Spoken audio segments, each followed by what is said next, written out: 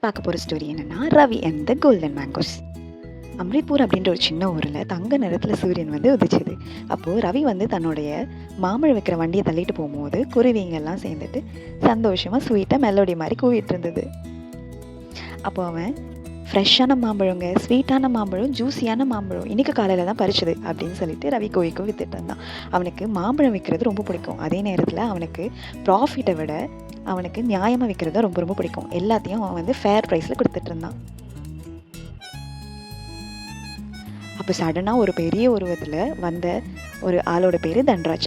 அவருடைய ஃபேன்சியான கேரேஜை நிப்பாட்டிட்டு அவருக்கு ஆல்ரெடி வந்து எதனால் அவர் ரொம்ப பேர் போனவர் அப்படின்னா, அவர் எதுக்கு காசு கொடுக்குறாரு அதை விட அதிகமாக தான் அவர் வாங்குவார். இன்றைக்கி அவரோட கண்ணு வந்து ரவியோட மாம்பழத்து மேலே விழுந்தது. ஏய் பையா அப்படின்னு சொல்லிட்டு தன்ராஜ் வந்து கூப்பிட்டாராம். அப்போது எனக்கு மொத்த மாம்பழத்தையும் 1/2 டசன் விலையில் கொடு, என்ன மாதிரி பெரிய மனுஷனுக்கு இவ்வளோ பெரிய டிஸ்கவுண்ட் வந்து தேவை அப்படின்ட்டு ரவிக்கிட்ட வந்து அந்த தன்ராஜ் சொன்னாராம். அப்போது ரவி வந்து ஷாக் ஆகிட்டு தலையை மெல்லமாக ஆட்டிட்டு, ஐயா என்னோட விலை எல்லாருக்கும் நியாயமானது தான், நான் ஒரு பழத்தையுமே நியாயமாக தான் போடுறேன், என்னோட அதிகமான பழத்தை கொடுத்துட்டு கம்மியான விலைக்கு நான் வாங்குறது நியாயம் கிடையாது, அதுவும் இல்லாமல் பெரிய மனுஷனாக இருந்தாலும் அது வந்து நியாயம் இல்லை அப்படின்ட்டு சொன்னானா. தன்ராஜ் உடனே கோவமாக அவனோட ஃபேஸே வந்து ரெட் கலரில் மாறிடுச்சான். முட்டாளே, என்னோடய பிஸ்னஸ் உனக்கு எனக்கு கிடைக்காது அப்படின்னு சொல்லிட்டு ரொம்ப வேகமாக வந்து அவரோட ஃபூட்டை வந்து கீழே டப்பு டப்புன்னு அடிச்சுட்டு நடந்து போனாராம். அப்படியே சத்தம் போட்டுட்டு சில்லி ஹானஸ்ட் பாய்ஸ் அப்படின்ட்டு கோவத்தில் போயிட்டாராம். அவருக்கு அது சுத்தமாக பிடிக்கல. ரவிக்கு கொஞ்சம் கஷ்டமாயிடுச்சு, ஒரு கஸ்டமரை நம்ம லூஸ் பண்ணிட்டோமே அப்படின்னு சொல்லிட்டு. ஆனால் அவனோட முடிவில் அவன் கொஞ்சம் கூட வருத்தப்படலை.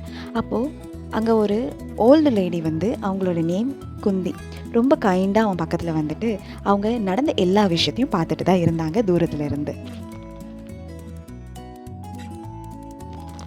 ரவி அப்படின்ட்டு அவங்க சாஃப்டாக அவனை கூப்பிட்டு, நீ எது பண்ணியோ எது ரைட்டோ அதுக்காக நின்ன பார்த்தியா, அதுதான் உண்மையான பலம் அப்படின்னு சொல்லிட்டு அவங்ககிட்ட இருந்து, நான் அவங்ககிட்ட ஒரு 6 மாம்பழத்தை எடுத்துக்கிறேன் அப்படின்னு சொல்லிட்டு அந்த மாம்பழத்துக்கான விலையை கொடுத்துட்டு அவன் தலையில் கை வச்சு ஆசீர்வாதமும் பண்ணாங்க. சடனாக கோபால் அப்படின்ற ஊர் தலைவர் வந்துட்டு ஒரு அலமரத்துக்கு பின்னாடி நின்றுட்டு அவர் சொன்னாராம், ரவி அப்படின்னு சொல்லி பெருமையாக அவனை கூப்பிட்டுட்டு, உன்னோட நியாயம் நேர்மை அதுக்கான ரிவார்டு தான் இது அப்படின்னு சொல்லிட்டு பெஸ்ட் செல்லர் அப்படின்ற ஒரு பேட்சை வந்து ரவியோட ஷர்ட்டில் வந்து குத்தி விட்டாராம். அவனுக்கு ரொம்ப பெருமையாகிடுச்சு. ரவியோட ஃபேஸே இப்போ வந்து ரொம்ப ரொம்ப பிரைட்டர் ஆகிடுச்சு, அந்த மார்னிங் வந்து சூரியன் மாதிரி. இப்போது நிறைய வில்லேஜஸ் வந்து அவனோட கடைக்கிட்ட வந்து லைனாக க்யூ கட்ட ஆரம்பிச்சிட்டாங்க. யார்கிட்ட வாங்குறதுக்கு அப்படின்னா, மோஸ்ட் ஆனஸ்ட் செல்லர் அம்ரித்பூரில் இருக்கிறவங்க கிட்ட.